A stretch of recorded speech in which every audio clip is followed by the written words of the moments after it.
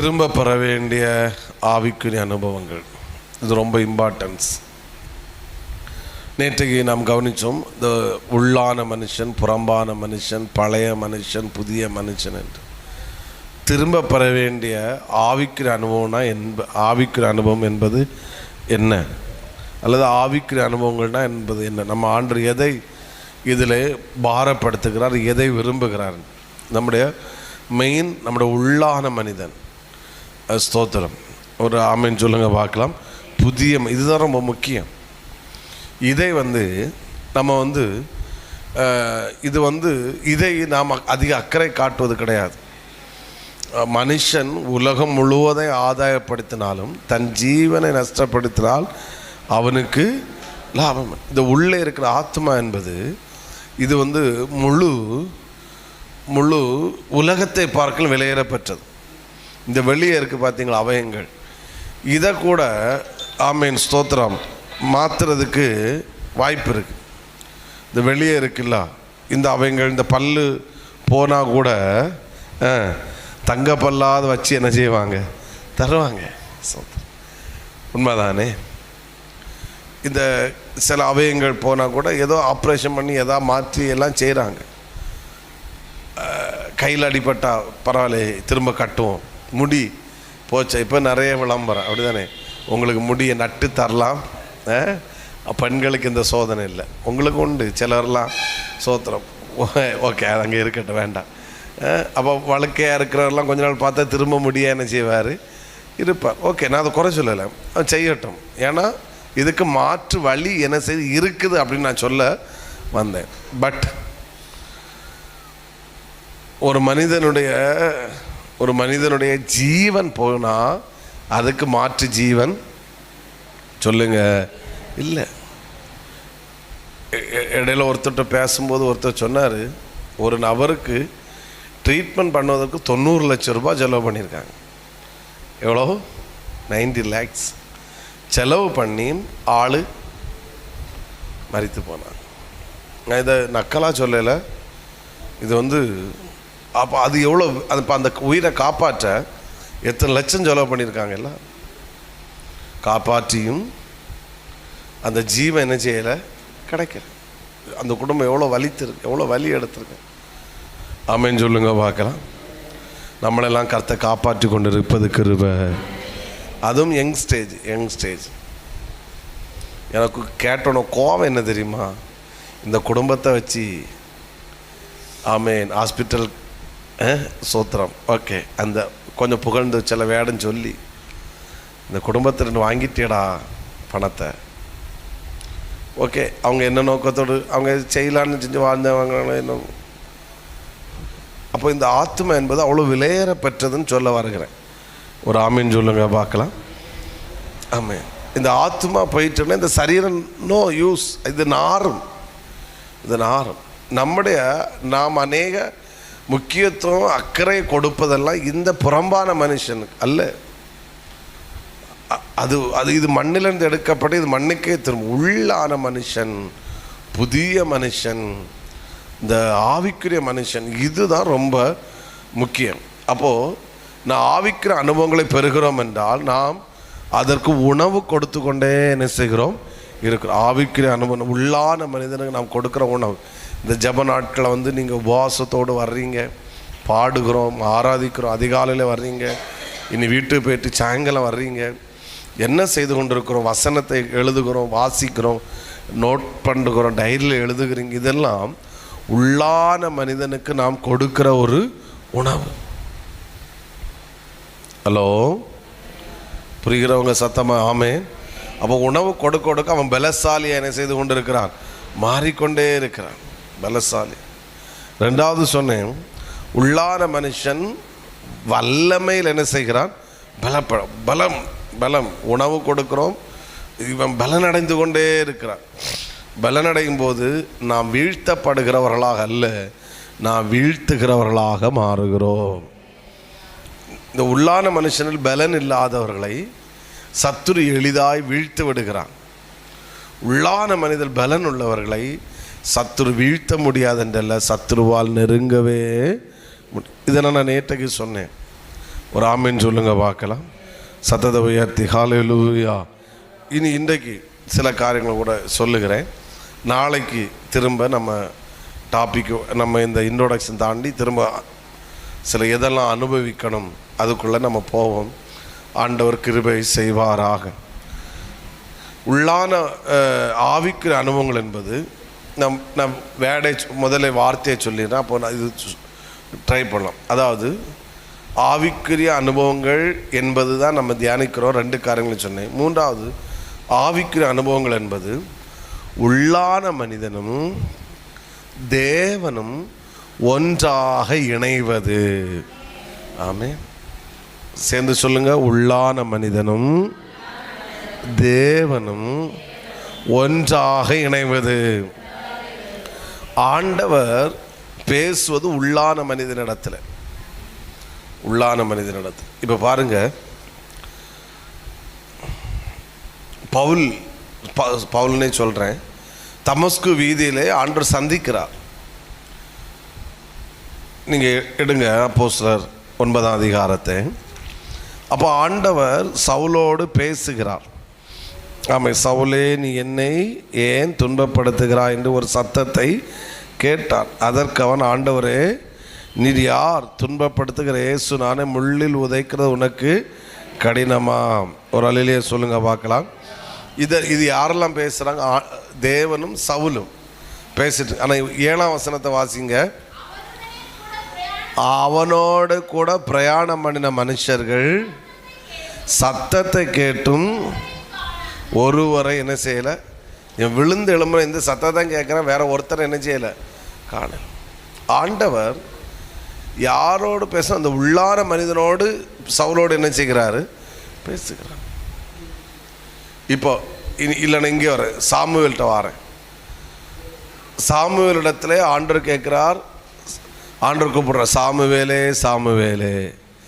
இந்த சத்தத்தை யார் மட்டும்தான் கேட்டா? யாரு கேட்கல? Very good. அப்போது நல்லா கவனிக்கணும், நம்ம கூட ஆண்டவர் பேசுகிறார் என்பது மாம்சீக பிரகாரமாக பேசுவார். அது நான் இல்லைன்னு சொல்ல வரல. பேசுவார். ஆனால் 99.4% அப்படி பிரத்யட்சமாக பேசுகிறதெல்லாம் 99.4% ஆண்டவர் எங்கே பேசுகிறார்னா நம்முடைய உள்ளான மனிதனிடத்தில் என்ன செய்கிறார்? பேசுகிறார். இப்போ நான் சொல்கிறேன், ஆண்டவர் என்னோடு பேசினார் அப்படின்னு சொல்லும்போது எங்கே ஒன்றும் காணையலை அப்படின்னு சொல்லி நீங்கள் கேட்கலாம். ஸோ இது எங்கன்னா எங்கே பேசுகிறார்? உள்ளான மனிதர்கள் என்ன செய்கிறார்? பேசுகிறார். ரொம்ப முக்கியமான ஒரு வேடாக்குது. இந்த பிள்ளைங்க பேசிகிட்டு இருக்கணும், இது வெளியே பேசுகிறாங்க, அதனால் அவைய பேசுகிறது எல்லாருக்கும் கேட்குது, டிஸ்டர்பாக இருக்குது. பட் ஆண்டவர் பேசுவது உள்ளான மனிதன். அதனால் இந்த ஆவிக்குரிய அனுபவம் என்பது என்னோட உள்ளான மனிதனும் தேவனும் என்ன செய்யணும்? ஒன்றாக இணை. இப்படி இணையும் போது நான் அனுதினமும் தேவ சத்தத்தை கேட்பேன். தூங்கும்போது தேவ சத்தம் கேட்பேன். இது மை எக்ஸ்பீரியன்ஸ். ஆமேன். ஒரு அலையிலேயே சொல்லுங்கள். தூங்கும்போது, பிரயாணம் பண்ணும்போது தேவ சத்தம் கேட்க முடியும். நேற்றுக்கு நான் பைக்கில் போயிட்டுருக்கும்போது தான் ஒரு வேட ஆண்டவர் சிந்தையில் அப்படி போட்டார், ஒரு புதிய அத்தியாயத்தை நான் ஆரம்பிக்கிறேன் அப்படின்னு. ஏன் பைக் ஓட்டும் போதே இதாச்சு. சில நேரம்லாம் கார் ஓட்டும்போது பைக் ட்ராவல் பண்ணும்போதும் வேடு பேச ஆரம்பிப்பார். ட்ராவல் பண்ணும்போதே அழுக, கண்கள்ந்து கண்ணீர் வரும். ஆமீன் சொல்லுங்க பார்க்கலாம். சத்தத்தை உயர்த்தி ஹல்லேலூயா, ஸ்தோத்திரம்.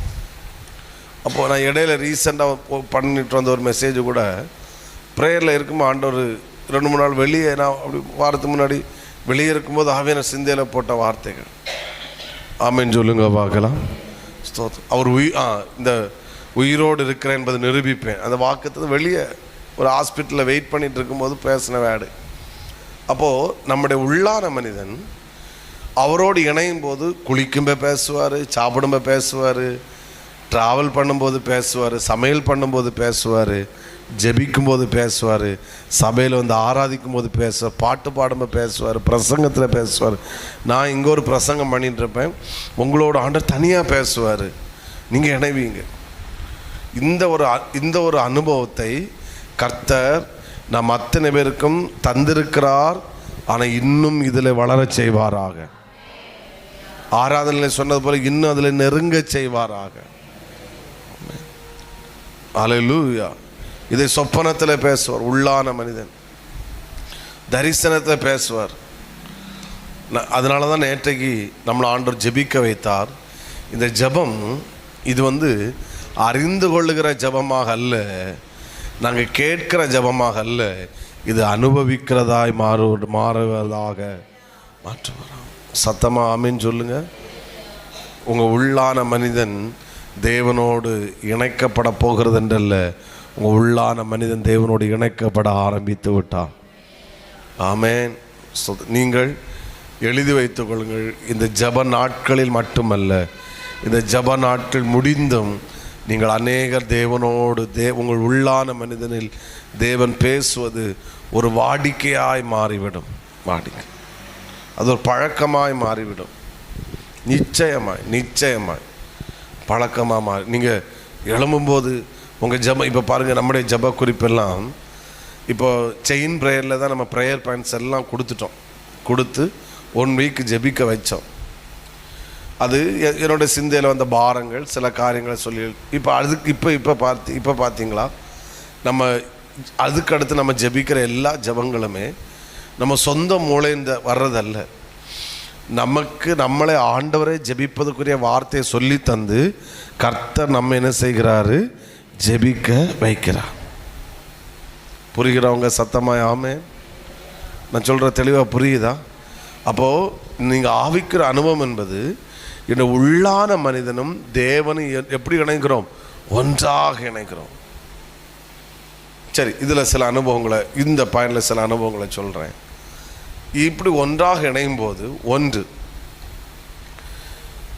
எல்லாரும் இந்த உலகத்தை பார்ப்பது போல நீங்கள் பார்க்க மாட்டீங்க.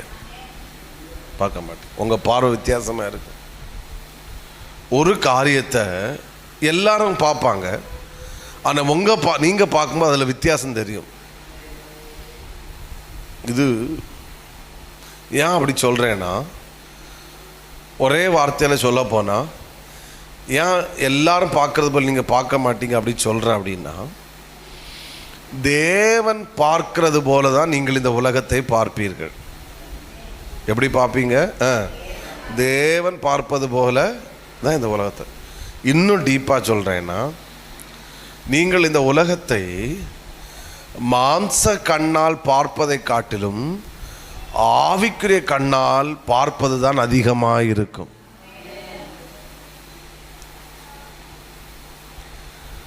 ஒருவன் தவறு செய்கிறானா, இவன் தவறு செய்கிறானேன்னு உலகம் இவன் இப்போ ஒரு குற்றம் செய்தா அப்படின்னு இந்த உலகம் பார்க்கும். உங்கள் கண்ணு அந்த மனிதருக்குள்ளேருந்து கிரியை செய்கிற ஆவியை உங்கள் கண்ணு பார்க்கும். உங்கள் கண்ணு, ஆண்டவரே இந்த மனிதனை பிசாசு அடிமைப்படுத்தி விட்டானேன்னு பார்க்கும். உங்கள் கண்ணு இவர்கள் ரட்சிக்கப்பட்டால் எப்படி இருக்கும் அப்படி பார்க்கும். அல்லேலூயா. எல்லாரும் அந்த 18 வருஷ நிமிர முடியாத கூனியாகி அந்த பெண்மணியை ஒரு கூனியாக பார்த்தார்கள். இயேசு கூனியாக பார்க்கல, சாத்தான் கட்டி வைத்ததை பார்த்தார். ஹலோ, பார்த்து வித்தியாசம் தெரியுதா? இப்போ உள்ளான மனிதன் தேவனோடு இணைக்கப்படக்குள்ள வித்தியாசம். உங்களால் பார்வை மாறும். உங்கள் பிள்ளைகளை கூட ஒரு மாம்ச கண்ணில் நீங்கள் பார்க்க மாட்டீங்க, ஸ்பிரிச்சுவல் கண்ணில் பார்ப்பீங்க. அந்த கண்ணில் பார்த்து தான் நீங்கள் பிள்ளைகளை உருவாக்குவீங்க. தைரியமாக சொல்லுவேன், அன்னாள் சாமுவேலை மாம்ச கண்ணில் பார்க்கவே இல்லை. அவள் தன் மகனை ஒரு ஆவிக்குரிய கண்ணில் பார்த்தாள். அவனை ஒரு ஊழியக்காரனாக பார்த்தாள். எல்லாரும் அன்னாளுடைய குழந்தையாக பார்த்தார்கள். அன்னாளோ சாமுவேலை ஒரு ஊழியக்காரனாக பார்த்தாள். அதனால் கொண்டு விட்டுட்டா. அவன் நாளடைவில் ஊழியக்காரனாய் மாறினான். நம்ம பார்த்தோம் அவனுடைய லெவல். இப்போ 2 நாள் தான் அவருக்கு மேன்மையை பார்க்க ஆரம்பிக்கிறோம்ப்பா. நம்மளை புல் அரிக்க வைக்குது ஒவ்வொரு வேடம். நேற்றைக்கெல்லாம் ஆசாரிய ஊழியத்தை கவனித்தோம். என்ன வேல்யூ இல்லை. உங்களுடைய பார்வை மாறப்போகிறது. சபையை நீங்கள் பார்க்குற விதம் மாறும். உங்கள் குடும்பத்தை நீங்கள் பார்க்குற விதம் மாறும். உங்கள் பிஸ்னஸை, உங்கள் வேலைகளை நீங்கள் பார்க்குற விதம் நிச்சயமாக மாறும். ஏன்னா நீங்கள் அல்ல பார்க்கிறது, உங்களுக்குள் இருந்து தேவன் இந்த தேசத்தை பார்க்க வைக்கிறார். அதான் உள்ளான மனிதனும் தேவனும் ஒன்றோடு இணைவது. இன்னும் ரெண்டாவது, நான் இது சொல்கிறது கொஞ்சம் வேடிக்கையாக இருக்கும், ஆனால் இது உண்மை. இனி உங்கள் அனுபவமாக மாறும். ஏன்னா இது அனுபவமாக்கும். இன்னும் அதாவது எப்படி சொல்கிறேன்னா, கொஞ்சம் புரிய வைக்க ட்ரை பண்ணுறேன். பாரப்பட வேண்டிய விஷயங்களுக்கு பாரப்பட மாட்டீங்க, பாரப்படக்கூடாத விஷயங்களுக்காக பாரப்படுவீங்க. விளக்குறேன். அதாவது இப்போ உங்களுக்கு நாளைக்கு ஒரு 10,000 ரூபாய் தேவைப்படுது, அதுக்காக நீங்கள் பாரப்பட மாட்டீங்க. உங்களுக்கு பல தேவை இருக்குது, அதுக்காக பாரப்பட மாட்டீங்க. அதை குறித்து உங்களுக்கு நம்பிக்கை இருக்கு, ஆண்டவர் சந்திப்பார். ஒரு அல்லேலூயா சொல்லுங்கள் பார்க்கலாம். ஆனால் உங்கள் பாரம் எதுவாக இருக்குன்னா, இன்னும் நான் எழுப்புதலுக்காக ஜெபிக்கணும், இன்னும் நான் ஆண்டவர் ஆராதிக்கணும், இன்னும் இந்த தேசம் என் மூலம் ஏதாவது நடக்கணும். ஆமீன் சொல்லுங்க. இன்னும் நான் சொல்லிக்கொண்டு இருக்கு. இன்னும் நான் சொல்கிறேன், நான் சொல்கிற வேர்டு ரொம்ப முக்கியம். இது உங்கள் அனுபவமாக மாறும். அதனால் எழுதிக்கோங்க, திரும்ப இந்த வேர்டுகளை கேட்க. அதனால தான் நான் சொன்னேன், இனி நான் பேச போகிறது நீங்கள் உட்கார்ந்து கேட்டாலே போதும்னு. ஏன்னா முதல்ல நான் சொன்னதை அதை அனுபவிக்கணும். ஒரு அல்லேலூயா சொல்லுங்கள். நீங்கள் ஆண்டவரோடு ஒன்றாக இணைக்கிறீங்க அப்படின்னா, ஒன்று பார்வை மாறுன்னு சொன்னேன், 2 பாரப்பட வேண்டிய விஷயங்கள் பாரப்பட மாட்டோம், கூடாத விஷயங்கள் என்ன செய்வோம், பாரப்படுவோம். இன்னும் டீப்பாக சொல்லணும்னா, நீங்களும் உள்ளான மனிதனும் தேவனோடு ஒன்றாக இணைந்திருக்கிறாங்க அப்படின்னா, அவனுக்குள்ளே ஏதோ ஒரு வித பாரம் இருந்து கொண்டே இருக்கும். சொல்கிறேன், ரொம்ப எனக்கு ஒரு பாரம் இல்லை அப்படின்னா, உன்னோட உள்ளான மனிதன் எங்கேயோ வியாதிப்பட்டு இருக்கிறான். நம்ம ஏன் 21 days ப்ரேயரில் இருக்கிறோம்? நமக்குள்ள ஏதோ ஒரு பாரம் இருக்குது, நமக்கு ஏதோ ஒரு இதே துடிப்பு இருக்குது. சத்தமாக ஒரு ஆமீன் சொல்லுங்க பார்க்கலாம். ஒரு தேவஊழியோட இன்டர்வியூ கேட்டேன், அது என்ன ரொம்ப டச் பண்ணிச்சு. அவர் என்னன்னா, அவர் சொன்னார், என்னுடைய ஸ்பிரிச்சுவல் ஃபாதர் ஆகி என்னுடைய அந்த பாஸ்டர், அவர் தூங்கி பல மாதம் ஆச்சு. தூங்கி எப்படியாச்சு, பல மாதம் ஆச்சு. 2 பேரும் காரில் ட்ராவல் பண்ணும்போது அவருக்கு மியூசிஷியனாக இருந்தார். இவர் என்ன சொல்கிறாருன்னா, நான் காரில் ட்ராவல் பண்ணும்போது நான் நல்லா தூங்குவேன். தூங்கி எழும்பும்போது என் பாஸ்டர் அவர் எங்கிட்ட கேட்பார், உனக்கு எப்படிரா தூக்கம் வருது, தூங்குறதுக்கு ஏதாவது ஐடியா இருக்குன்னா சொல்லு, நான் தூங்கட்டும் அப்படின்னு. ஒரு ஆமீன் சொல்லுங்க பார்க்கலாம். நமக்கு பகலில் ஃபுல்லாக ஊழியம் செய்கிறோம், ட்ராவல் பண்ணுறோம், இது நைட்டு டயர்ட் ஆகுது, நல்லா என்ன செய்கிறோம், தூங்குகிறோம். அடுத்து இவர் இப்படி சொல்லும்போது எனக்கு கஷ்டமாக இருக்கு, ஏன் எங்கள் பாஸ்டருக்கு நல்லா தூக்கம் வரலையே அப்படின்னு. இனி இவர் அந்த ஊழியரை விட்டு வெளியே ஆண்டவர் சொல்லி அவருடைய பெர்மிஷனோட பிளஸ்ஸிங்கோட வெளியே வந்து இவர் ஊழியம் தொடங்கியாச்சு. இவர் சபை ஸ்தாபிச்சு இப்போ இவர் ஊழியம் செய்ய ஆரம்பிக்கிறாரு. இப்போ சொல்கிறாரு, இப்போ எனக்கு தூக்கம் வர மாட்டேங்குது, எனக்கு என்ன செய்ய வர மாட்டேங்குது. கண்ணை மூடுனா தேசம் முன்னாடி வந்துருக்கு, அங்கே கொடுத்த டேட், இங்கே கொடுத்த டேட், அந்த ஊழியம் சபைக்கு இன்னும் பிரசங்கம் பண்ணணும். நான் இங்கே தான் நிற்கிறேன், வீட்டில் போய் நான் புலம்புறது எனக்கு ஒய்ஃபுக்காக தெரியும். உங்களை யார் கூட்டணும் 21 நாள் ஜமா வைக்க உங்கள்கிட்ட யாராவது சொன்னாங்களா? நீங்கள் வச்சிங்கன்னு சொன்னால் நீங்கள் அனுபவிங்க. ஏன்னா ஒவ்வொரு செக்ஷன் முடியும் போது இனி ஈவினிங் என்ன வேடாண்டவரே, காலையில் என்ன வேடு, காலையில் எழும்பணுமே அப்படின்னு நம்ம ஒரு வித என்ன சொல்ல, ஒரு பைத்தியமாக தான் என்ன செய்கிறோம், சுற்றுறோம். அவர் சொல்கிற அந்த தேவ மனுஷர் கண்ணை மூடின உடனே இன்னும் அடுத்த இந்த ஊழியம் செய்யணும், தேசம் இப்படி இருக்குது இப்படி ஆண்டவர் ஒரு வார்த்தையை தர்றாரு, இப்போ இதுக்கு என்ன பண்ணலாம்? ஒரு ஆமேன்னு சொல்லுங்க பார்க்கலாம். அவர் சொல்கிறாரு, நான் அந்த பாஸ்டருக்கு ராத்திரி 1 மணிக்கு எங்களெல்லாம் எழுப்புவார். எழுப்பி ஆண்டவர் இப்படி பேசுகிறாரு, இதுக்கு நம்ம என்ன செய்வோம், இப்படி ஒரு ப்ரேயர் வைப்போம். ராத்திரி எங்களை 1 மணிக்கு எழுப்பி அவர் எங்கள்கிட்ட ஆலோசனை நடத்தியிருக்காரு, இப்படி எங்கூட ஆண்டவர் பேசியிருக்காருன்னு. இதுதான் உள்ளான மனிதன் தேவனோடு இணைக்கப்படுவது. அதாவது உங்களுக்கு ஒரு பாரம் இல்லை என்றால் உங்கள் உள்ளான மனிதனில் ஏதோ ஆபத்து இருக்கிறது. எனக்கு எதை குறித்தும் பாரம் இல்லை, அதை தான் நான் சொன்னேன். பாரப்பட வேண்டிய விஷயத்துக்காக நம்ம என்ன செய்ய மாட்டோம், பாரம். உங்கள் தேவை அதிகம் இருக்குது, அதை குறித்து பாரம் வராது. அடுத்து பிள்ளைக்கு ஃபீஸ் கட்டணும், அதை குறித்து ஃபீலிங் வரல. ஆனால் எனக்கு இன்னும் இருக்குது, எழுப்புதல், தேசம் இதாகுது, இப்படி இருக்குது, என்ன செய்ய ஆண்டவரே, நாங்கள் என்ன சாதிக்கணும், இன்னும் என்னெல்லாம் பண்ணணும், இதை குறித்து தான் நம்ம என்ன செய்கிறோம். அந்த பாரம்தான் நம்மை சும்மா இருக்க விடாதபடிக்கு எதையோ செய்வதற்கு நம்மை உந்தி தள்ளி கொண்டே இருக்கிறது. இப்போது நாங்கள் கேம்ப் நடத்தி கிருபையினால் ஆனால் நடத்த கிருபை செய்தார். இப்போ முடிச்சிட்டு சந்தோஷம் வரமாட்டேங்குது. இப்போ அடுத்து ஒரு 2 நாளாவது இந்த வாலிபலை எப்படி விடுறதுக்கு அப்படின்னு சொல்லிட்டு அடுத்து திரும்ப 2 days கேம்புக்காக இப்போ வேலை நடந்துட்டுருக்கு. இந்த அபிஷேகம் பெற்ற பிள்ளைகளை ஊழியத்துக்கு ஒப்பு கொடுத்த எப்படி சும்மா விடுறது, தேசம் இப்படி அழியுதே, அதுக்குரிய வேலை, செலவு தான், எக்ஸ்பென்ஸ் தான். சோத்திரம். நார்த் இந்தியா என்ன செய்யக்கு நமக்கு அந்த யூத்துன்னொடனே நம்ம அப்படி பிஸி தான், அதுக்குள்ளே வேலை நடக்குது. சில காரியங்களை ஒழுங்கு செஞ்சுருக்கிறோம். சொன்னாங்க நீங்கள் வர்ற நேரம் வெயில் பரவாயில்ல, மிஷினரிகள் அந்த இதில் இருக்கிறாங்கன்னா நம்ம இருக்கையா. அவர் சொல்கிறார் நீங்கள் வந்தால் கண்டினியூஸ் மீட்டிங்னால இது பாதிக்கப்படுற, பரவாயில்ல. ஒரு அலையிலேயே சொல்லுங்க பார்க்கலாம். நல்லா கவனிங்க, உங்களுக்கு ஒருவித பாரம் இல்லை என்றால் உள்ளான மனிதனில் ஏதோ ஆபத்து இருக்கிறது. ஹலோ, சத்தமா ஆமேன்னு சொல்லுங்க பார்க்கலாம். ஹல்லேலூயா. நம்முடைய உள்ளம் என்ன செய்யும், பாரப்படும். அப்படின்னா உள்ளான மனிதன் என்ன செய்கிறான், ஆண்டவர் பாரப்படுத்துவார் உள்ளே இருந்து. ஏன்னா அவருக்கு இந்த தேசத்தை பார்க்கும்போது அவருக்கு அழுகு. ஏன்னா நான் போன ப்ரேயரில் சொல்லியிருக்கேன், ஆண்டவர் எதை செய்தாலும் நேரடியாக செய்ய மாட்டார்.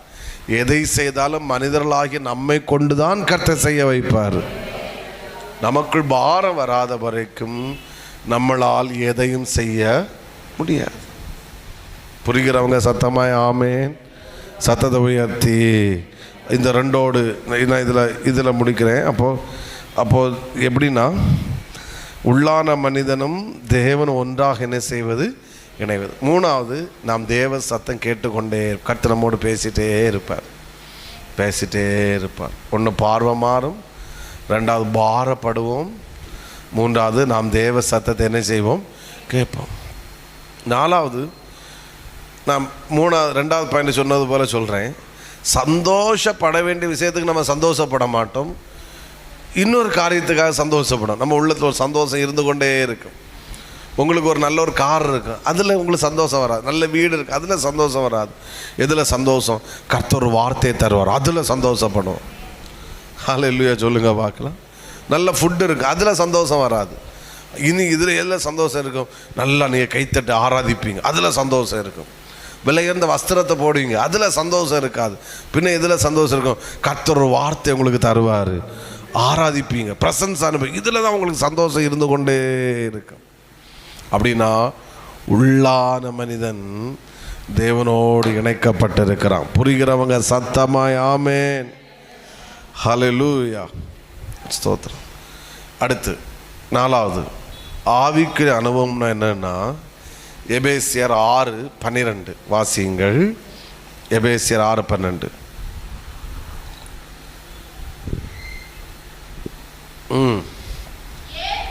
ஏனெனில் அல்ல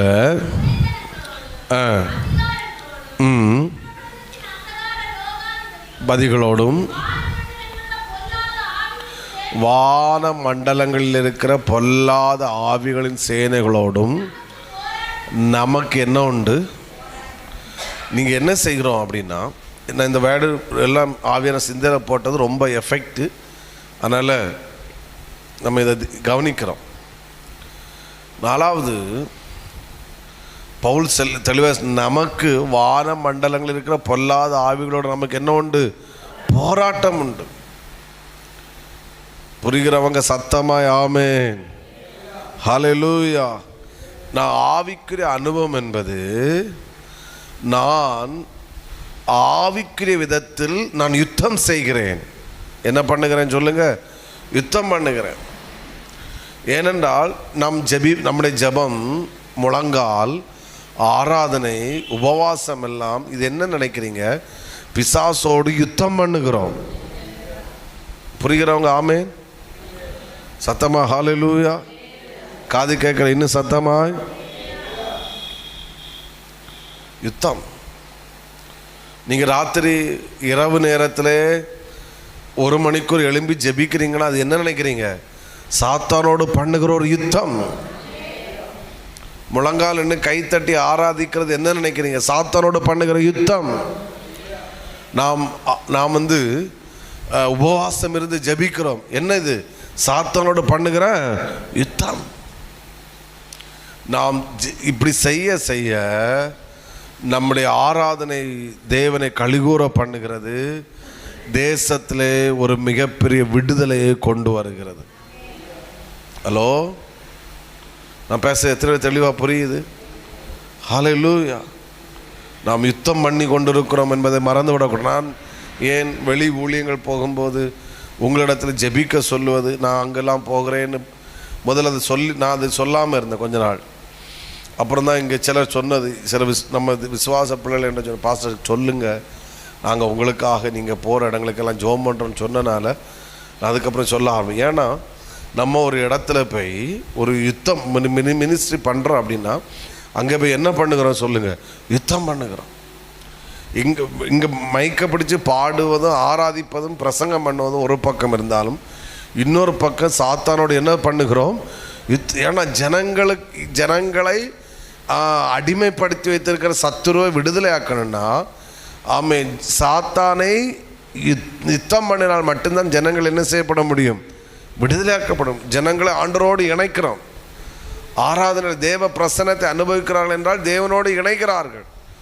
அவர்களை பிசாசு அவங்க சிந்தையை கட்டி வச்சிருக்கிறான், சரீரத்தை கட்டி வச்சிருக்கிறான். அதற்கு நம்ம இடம் கொடுக்காம நம்ம என்ன செய்யணும்? தேவனோடு அவர்களை இணைக்கிறோம். அது சாதாரணமான விஷயம் இல்லை, அது ஒரு மிகப்பெரிய யுத்தம். யுத்தம். சத்தமா ஆமென். விசுவாசிக்கிறவங்க ஹல்லேலூயா. நீங்கள் சாத்தானோடு யுத்தம் பண்ணுகிறோம். அதனால நமக்கு போராட்டம் வரும். அதனால தான் நம்ம ஜெபிக்கும்போது, அதிகாலையில் அந்நிய பாஷையில் ஜெபிக்கும்போது, வசனத்தை வாசிக்கும்போது நமக்கான வேலி கட்டப்பட்டு விடுகிறது. சத்துரு நெருங்க முடியாது. ஹல்லேலூயா. அப்போ ஆவிக்கிற அனுபவம் என்பது நாம் சாத்தானோடு என்ன செய்கிறோம்? யுத்தம் பண்ணுகிறோம். எனக்காக அல்ல, தேசத்துக்காக, ஜனங்களுக்காக, ஆத்துமாக்களுக்காக. ஹல்லேலூயா. அவன் தோற்கடிக்கப்படுகிறான். அதனால தான் ஆவிக்கிற வாழ்க்கை என்பது ஒரு சாதாரணமானதல்ல. பலிபீடம் என்பது சாதாரணமானதல்ல. பலிபீடத்தை நாம் மிஸ்யூஸ் பண்ணவே எனக்கு அந்த மைண்ட் செட் இருக்குது. பலிபீடத்தை நம்ம மிஸ்யூஸ் பண்ணக்கூடாது. பலிபீடத்திலிருந்து தவறான வார்த்தைகளை பயன்படுத்தக்கூடாது. இது தேவ பிரசன்னம். இங்கே நம்ம பிரசங்கம் பண்ணி கொண்டிருக்கிறோம் என்றால் சாத்தானோடு யுத்தம் பண்ணி கொண்டிருக்கிறோம். நாம் உபவாசம் இருந்து ஜெபிக்கிறோம் என்றால் சாத்தானோடு யுத்தம் பண்ணி கொண்டிருக்கிறோம். சத்தமாக ஒரு அலையிலேயே சொல்லுங்க பார்க்கலாம். ஹல்லேலூயா. எத்தனை சொன்ன? மொத்தம் 4 இல்லை, 4. 5வது இதை சொல்லி முடிக்கிறேன். ஆவிக்குரிய அனுபவம் என்பது ஆவிக்குரிய மண்டலத்தை பார்ப்பதற்காக நம்முடைய கண்கள் திறக்கப்படுவது. ஆவிக்குரிய மண்டலத்தை பார்ப்பதற்கு என்ன திறக்கப்படுவது? கண்கள் நான் விசுவாசிக்கிறேன். நாம் இங்கே ஆராதிக்கிறோம். இது என்னுடைய 100% விசுவாசம். இதற்குள்ளே தேவ தூதர்கள் உலாவுகிறார்கள். ஆவிக்குரிய கண்கள் திறக்கப்படும் போது நம்மளால் அதை பார்க்க முடியும். இந்த ஜப நாட்களிலே கர்த்தர் பார்க்க வைப்பார். விசுவாசிக்கிறவங்க சத்தமாய் பலர் இந்த ஜபங்கள் நடக்கும் பல தரிசனங்களை பார்த்து என்னிடத்தில் வந்து சொல்லுவது உண்டு. இப்போ அப்போ கண்கள் திறக்கப்படுது, ஸ்பிரிச்சுவல் வேர்ல்டு ஓப்பன் ஆகுது. இங்கே எல்லாருக்கும் அது திறக்கப்படணும். ஆவிக்கிற கண்களில் இந்த ஆராதனை நேரங்களில் தரிசனங்களை பார்க்கணும், தேவ சத்தத்தை கேட்கணும், தேவ தூதர்கள் உலாவுகிறத என்ன செய்ய முடியும், பார்க்கணும், சாத்தானுடைய தந்திரங்களை அறியணும். அதெல்லாம் ஆவிக்குரிய மண்டலங்கள் திறக்கப்படும் போது தான் கர்த்தரை பார்க்க வைப்பார். புரிகிறவங்க சத்தமாய் ஆமே. அதனால தான் நான் நேற்றைக்கு காலையில் ப்ரேயரில் அதிகாலை ஜெபத்தில் சொன்னது, பவுல் ஜெபிக்கும் உங்களுக்கு பிரகாசமுள்ள மனக்கண்களை திறக்கும்படி நான் உங்களுக்காய் வேண்டிக் கொள்ளுகிறேன். பவுல் சொல்லும்போது நான் வானத்தில் இருந்தேனோ சரீரத்தில் இருந்தேனோ அதுக்கு புறம்பாக இருந்தேன்னு தெரியலை, ஆனால் நான் பரதீசுக்கு எடுத்துக்கொள்ளப்பட்டேன். அப்போஸ்தலனாகிய யோவான் ஆமேன் பத்மு தீவில் இருந்தான், நான் ஆவிக்குள்ளானேன் அப்படின்னு அர்த்தம் என்ன? பத்மு கர்த்தருடைய நாளில் ஆவிக்குள்ளான், என்னுடைய மனக்கண்கள் திறக்கப்பட்டது, நான் தேவனை பார்த்தேன். ஆமேன். அக்கினி ஜுவாலை போன்ற கண்களை உடையவர். இந்த அனுபவத்தை நாம் விசுவாசிக்க வேண்டும், விரும்ப வேண்டும். கர்த்தர் நம்முடைய மனக்கண்களை திறப்பாராக. 2 விதமான மனக்கண்கள். ஒன்று, நாம் அறிகிறோம், சத்தியத்தை என்ன செய்கிறோம், அறிகிறோம். போன சண்டே நான் சில காரியங்களை சொன்னபோது, நம்ம தியானித்த போது, மரித்த பிறகு என்ன சம்பவிக்குன்னு சொன்னபோது எங்களிடத்துல 2-3 பேர் வந்து பல சந்தேகங்களை கேட்டாங்க. சொன்னபோது இப்படியெல்லாம் இருக்கா பாஸ்டர், நான் இப்படியெல்லாம் நினச்சிட்டு இருந்தேன். வாலிபரிடத்தில் கேட்டேன். ஒரு வாலிபர்களும் ஒவ்வொரு கேள்வி கேட்கும்போது அவ்வளோ ஆச்சரியமாக இருந்துச்சு. நாங்கள் இப்படிலாம் நம்பிட்டு இருந்தோம், அப்போது அதை தியானிக்கும் போது நம்முடைய கண்கள் என்ன செய்யப்படுது, திறக்கப்படுது. நான் சொல்கிறேன், நான் அதை மட்டும் ஃபேஸ் பண்ணலை, ஆவிக்குரிய உலகத்தை, இன்னொரு உலகம் இருக்குது ஸ்பிரிச்சுவல் வேர்ல்டு, அதை பார்ப்பதற்கு நம்முடைய கண்கள் என்ன செய்யப்பட வேண்டும், நம்ம தூதர்களை பார்க்கணும். ஹல்லேலூயா சொல்லுங்க பார்க்கலாம். தேவ சத்தத்தை கேட்குறோம். ஆமேன். அந்த ஆண்டோடைய ஒரு பலன் நமக்குள்ளே வருவதை உணர்கிறோம். ஸ்தோத்திரம். தீர்க்கதரிசிகள் என்றால் ஆவிக்குரிய மண்டலத்தை பார்க்கிறவர்கள் தான் தீர்க்கதரிசிகள். இப்போது நம்ம சாமுவேலை அடுத்து டச் பண்ணுவோம். இப்போது கழுதை காணாமல் போச்சு. கழுதை காணாமல் போனவுடனே யார்கிட்ட வர்றாங்க, சாமுவேல்கிட்ட வர்றாங்க. இப்போ சாமுவேல் சொல்கிறார், அங்கே கழுதை என்ன செய்யுது இருக்குது, நீ போ, எல்லாம் ரெடி ஆகும். அப்போ சாமுவேல் இது எந்த கண்ணில் பார்த்தாரு? புரிகிறவங்க ஆமேன்னு சொல்லுங்க பார்க்கலாம். சோத்திரம்.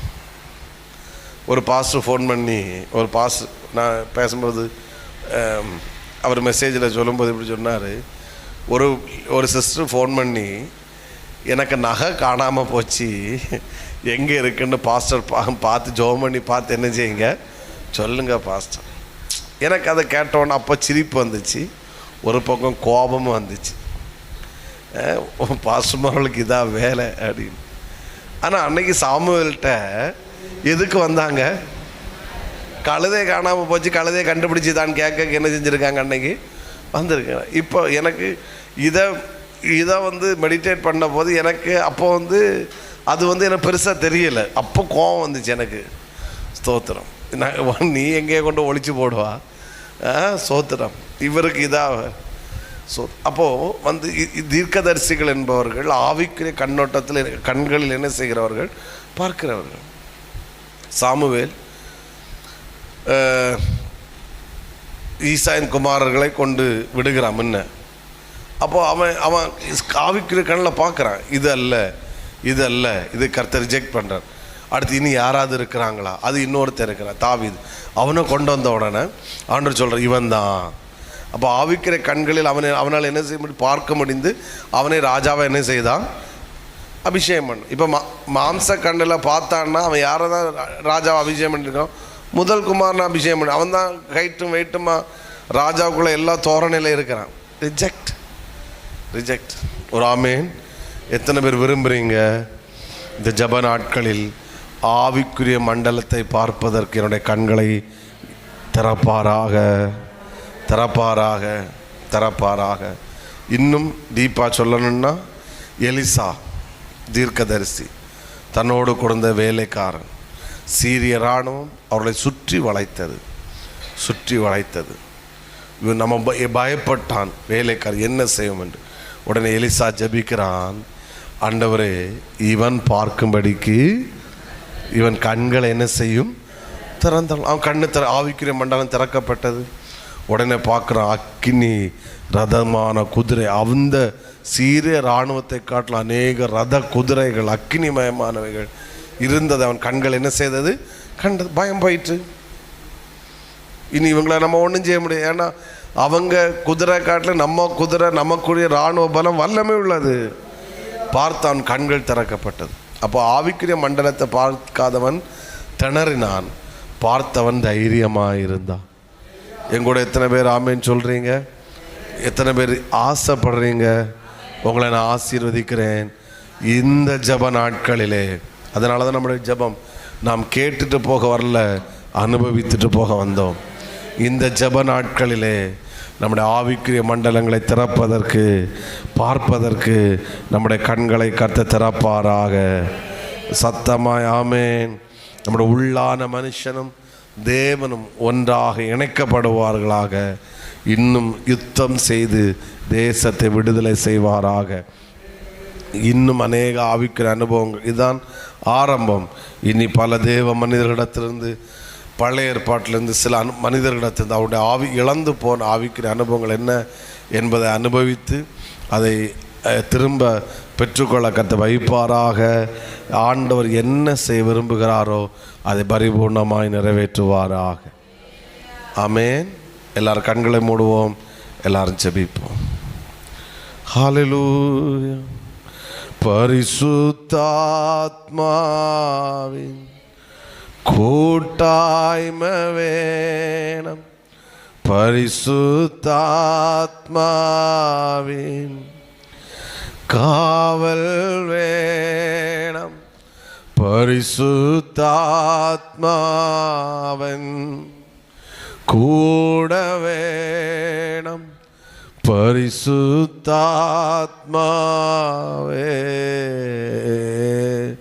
ஆண்டவரே, எங்கள் உள்ளான மனிதனும் தேவனும் ஒன்றாக இன்னும் இணைக்கப்படுவார்களாக. நாங்கள் யுத்தத்தில் வெற்றியை காண்போமாக. ஆவிக்குரிய மண்டலத்தை திறப்பதற்கு, எங்கள் கண் பார்ப்பதற்கு எங்கள் கண்கள் திறக்கப்படுவது. நான் தீர்க்க தரிசனமாக சொல்கிறேன், இந்த 11வது நாளிலே சொல்லப்பட்டவைகளை இந்த ஜப நாட்களிலே நாம் அனுபவிக்க போகிறோம். இந்த 11வது நாட்களில் சொல்லப்பட்டவைகளுக்கு இங்கே இருக்கிற அத்தனை பேர் சாட்சிகளாய் மாற போகிறீங்க. ஆமேன். எத்தனை பேர் ஆமேன்னு சொல்கிறீங்க? நான் 100% விசுவாசிக்கிறேன். நீங்கள் ஆவிக்குரிய மண்டலத்தை பார்ப்பதற்கு உங்களுடைய கண்கள் என்ன செய்யப்படும்? ஆமேன். விசுவாசிக்கிறவங்க ஹல்லேலூயா. ஆமென். எகிப்தின் வாசலை கர்த்தர் திறந்தார். ஆமென். இனி நான் உள்ளே இருக்க மாட்டேன், கர்த்தர் என்னை வெளியே கொண்டு வந்து விட்டார். இனி நான் மறைந்திருக்க மாட்டேன், ஒளித்திருக்க மாட்டேன், கர்த்தர் என்னை வெளியே கொண்டு வந்தார். நல்ல பிதாவே, இந்த வார்த்தைகளுக்காய் ஸ்தோத்திரம். இன்றைக்கு இப்படிப்பட்ட வார்த்தைகளை நாங்கள் பேசுவோம்னு நினைக்கலப்பா. நீர் பேசி இடைபெற்றி வார்த்தைகள் எங்களுக்கு தந்து அதற்கான நன்றி. தொடர்ந்து இடைபடும் மாலை கூட்டங்கள், பகல் கூட்டங்கள், சில பிள்ளைகள் ரிஸ்க் எடுத்து ஓடி ஓடி வர்றாங்கப்பா. ஒரு பெரிய பிரேக் த்ரூ வெளிப்படட்டும், அசாதாரணமானவைகளை காண செய்யும். வந்த அத்தனை பேரை ஆசீர்வதியும். 1000 மடங்கு கோடி மடங்கு பிரதிபலனை கூடும் சாட்சியாக நிறுத்தும். வாசல்கள் திறக்கப்பட்டதற்காக நன்றி. நாம மகிமைப்படட்டும். இயேசுவின் நாமத்தில் பிதாவே. என் ஆத்துமாவே கர்த்தரை, என் ஆத்துமாவே கர்த்தர் செய்த சகல உபகாரங்களையும். ஹல்லேலூயா, ஹல்லேலூயா, ஹல்லேலூயா. God bless you. கர்த்தர் உங்களை ஆசீர்வதிப்பார். சந்தோஷமாக போயிட்டு வாங்க.